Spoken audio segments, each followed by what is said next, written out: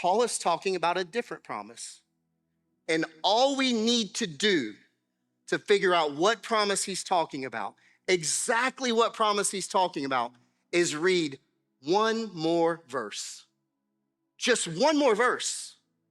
Romans 9:9. Listen to how clear this is. For this is what the promise said. He's going to tell us exactly what promise he's referring to. About this time next year, I will return and Sarah shall have a son. He's talking about the promise given to Sarah. Paul isn't referring to Genesis 12:3, where Abraham is promised to bless all the families of the earth. He's not referring to Galatians 4:28, where those who enter by faith are the promised ones. Instead, he is quoting from Genesis 18:10 and 14, where Abraham is told that Sarah will have a child. Then with that in mind, let's reread verses 8 and 9 together. This means that it is not the children of the flesh who are the children of God, but the children of the promise are counted as offspring. For this is what the promise said.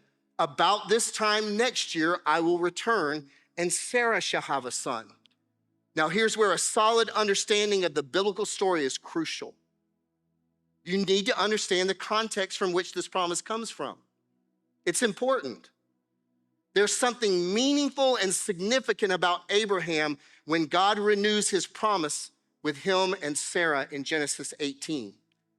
And it's this. Abraham had a child with Hagar. He had another child of flesh. So keeping that in mind, we need to revisit what Paul means in Romans 9:6-8. He explains that it's not all the children of Abraham that are necessarily part of the promise. Only the child through Sarah represents the true line of promise.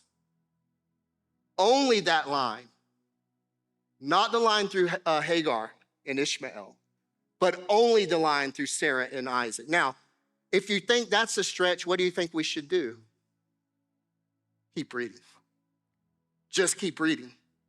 Almost all of your questions can be answered if you just keep reading.